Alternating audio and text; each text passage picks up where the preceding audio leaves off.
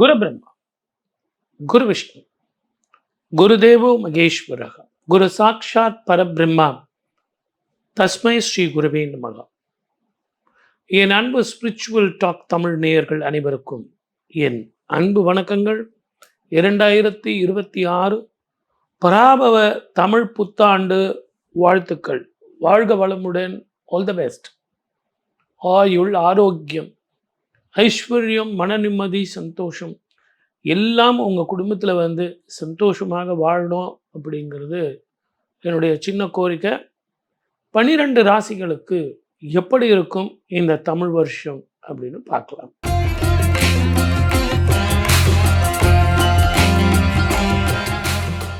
தனுர் ராசி நேயர்களுக்கு 2026 பராபவ வருஷம் எப்படி இருக்கும்? சும்மா அதிர்து இல்லை, ரஜினிகாந்த் ஸ்டைல் தான் போங்க. ஏற்கனவே தனுர் ராசிக்காரில் அப்படி தான் இருக்கீங்க. இப்போ சொல்லணுமா? 12 வருஷங்களுக்கு ஒரு முறை தன்னுடைய வீட்டை தானே பார்க்குறார். அப்போ எப்படி இருக்கும்? இழந்த பொருட்கள் வரும், இழந்த கௌரவம் மீட்டப்படும், பூர்வீக சொத்துக்கள் வந்து சேரும், வழக்கு வியாஜியங்கள் கட்டுக்குள் அடங்கும், எதிரிகள் மறைந்து போவார்கள். பின்னாடி தான் பேசுவான், முன்னாடி வரமாட்டான். உடல் ஆரோக்கியம் நல்லா இருக்கும். சில மருத்துவ செலவுகள் இருந்தாலும் சில விபரீதமான வியாதிகளுக்கு முடிவு கட்டும். வரவே வராது, சின்னதாக இன்ஃபெக்ஷன்லேயே சரியாக போயிடும்.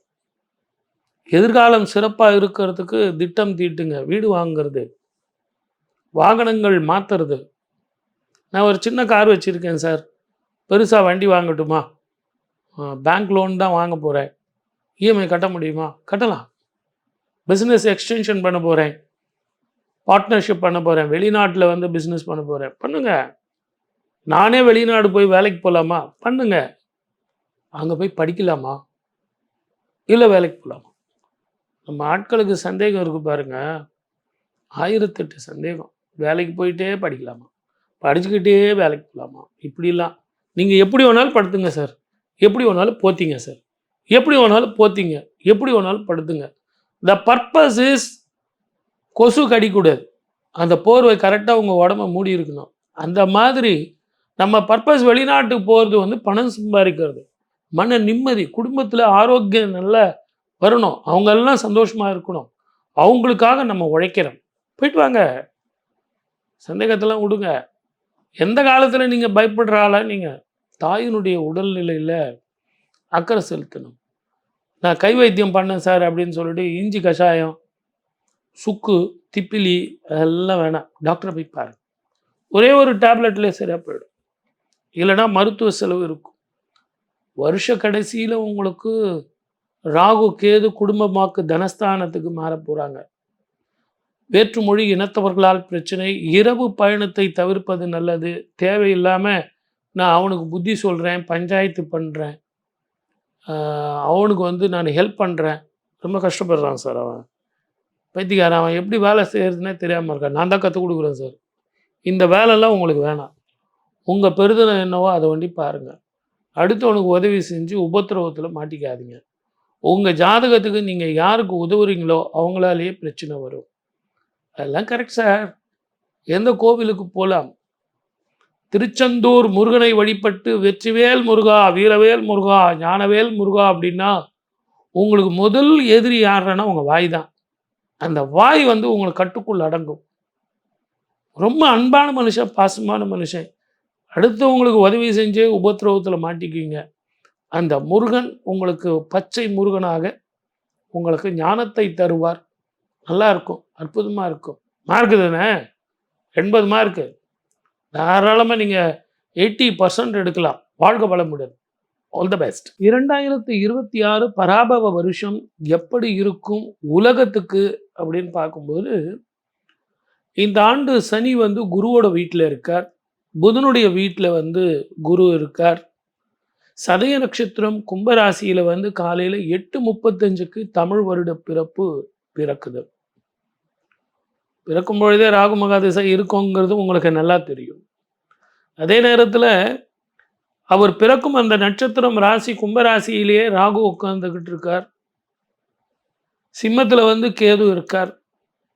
இந்த ஆண்டு எல்லாருமே குரு பலன் சொல்லும்போது, குரு மிதுனத்தில இருக்காருன்னு சொல்லுவாங்க. ஆனா 1/6/2026 குரு உச்சமடைகிறார். 12 வருஷங்களுக்கு ஒரு முறை உச்சமடைகிறார்.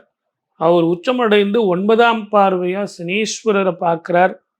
குரு தன்னுடைய வீட்டை தானே பார்க்கிறார். இது ஒரு விசேஷமாக இருந்தாலும் 12 வருஷங்களுக்கு ஒரு முறை தான் இப்படி ஒரு அபூர்வம், அதிசயம் நடக்கும். குரு பார்க்க கோடி நன்மைன்னு சொல்லுவாங்க. ஏன்னா இந்த குரு தன்னுடைய வீட்டை பார்க்கும்போதும் சனீஸ்வரனுடைய கோபமும் தாபமும் குறைஞ்சு விடுது. இதை எல்லாத்தை விட இந்த பராபவ வருடம் குரு தான் அரசனாக வருகிறான். தளபதியாக வருவது செவ்வாய். இது உல்டாவா வந்திருந்தா இன்னும் கொஞ்சம் வேற மாதிரி இருந்திருக்கும். ஏன்னா இந்த காலகட்டத்தில் இப்போ நமக்கு எலெக்ஷன் வரப்போகுது. இந்த பொதுப்படையான கிரகஸ்தனுடைய ஸ்திதி நான் எதுக்கு சொன்னேன் அப்படின்னு கேட்டிங்கன்னா, நம்ம ஜாக்கிரதையாக இருக்கணும் அப்படின்றதுக்காக தான். 2019 இருந்தே நான் நிறைய ப்ரிடிக்ஷன்லாம் சொல்லிக்கிட்டு வரேன். நீங்கள் பார்த்துருந்தீங்கன்னா அந்த ரெஃபரன்ஸ் நிறைய பேர் என்னுடைய இதெல்லாம் சேமித்து வச்சுருக்கீங்க. உங்களது அன்புக்கு ரொம்ப நன்றி.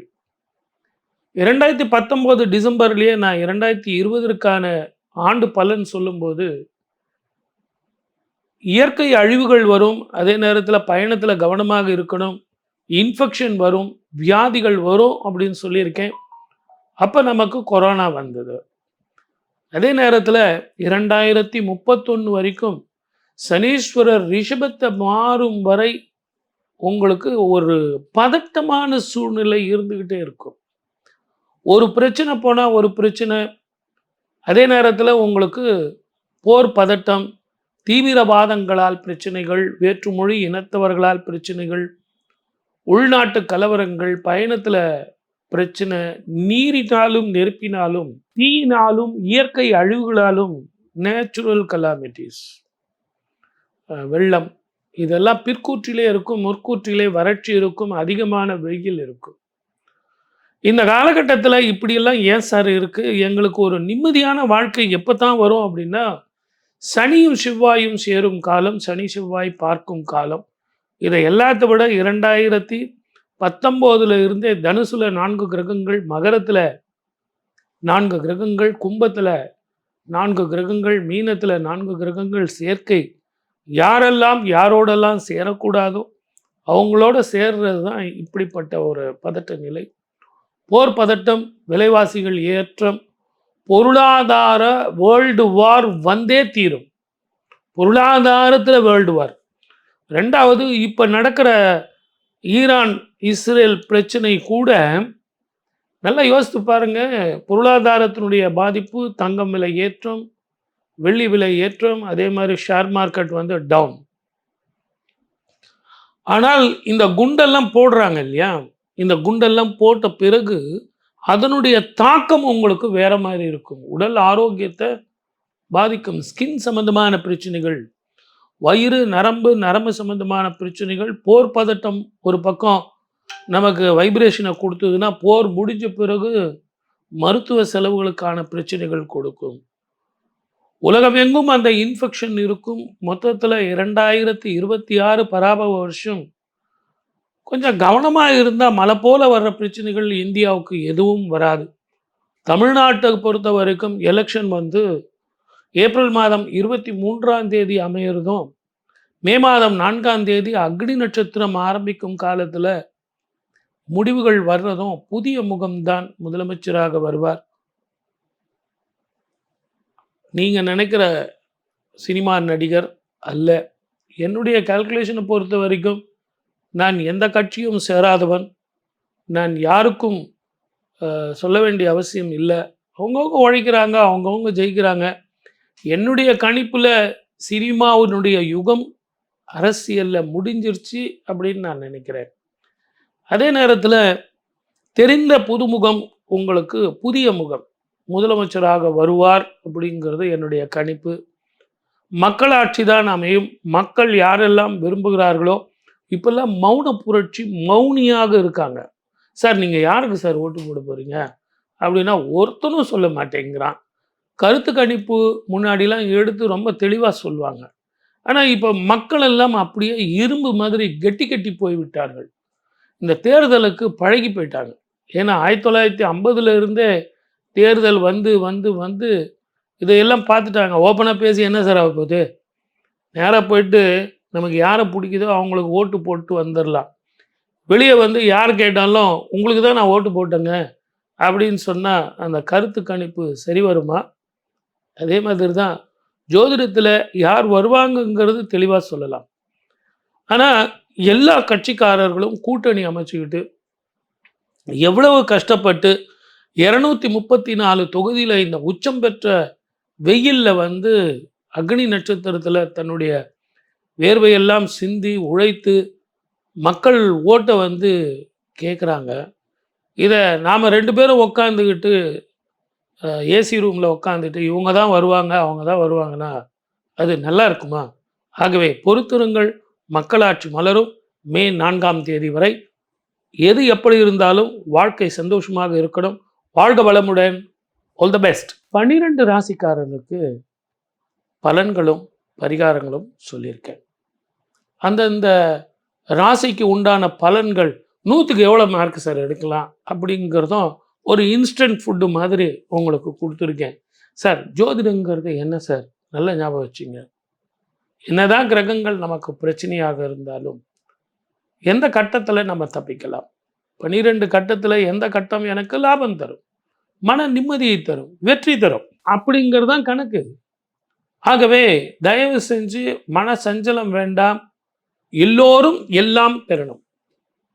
அதை தவிர வேற ஒன்றறியேன் பராபரமே அப்படிங்கிறது தான் இந்த நிகழ்ச்சியினுடைய முடிவு. ஆகவே 12 ராசிக்காரர்களும் இந்த பலன்களை கேட்டு பரிகாரங்களை செஞ்சு எது எப்படி இருந்தாலும் என் தாய்க்கன்றோ தினம் தினம் என் கவலை, எனக்கு என்ன சார் கடவுள் இருக்கும்போது அப்படின்னு சொல்லிட்டு உங்கள் ஜாதகத்துக்கு கிரக நிலைகள் எப்படி இருக்குன்னு ஜோதிடர்கிட்ட போய் கேட்கணும். இதெல்லாம் பொது பலன், ஒரு இன்ஸ்டன்ட் ஃபுட்டு. ஆகவே உங்கள் ஜாதகத்தை ரெஃபர் பண்ணிங்கன்னு சொல்லி வாய்ப்பளித்த அத்தனை நல்ல உள்ளங்களுக்கும் நன்றி, வணக்கம். சர்வே ஜனா சுகினோ பவந்து.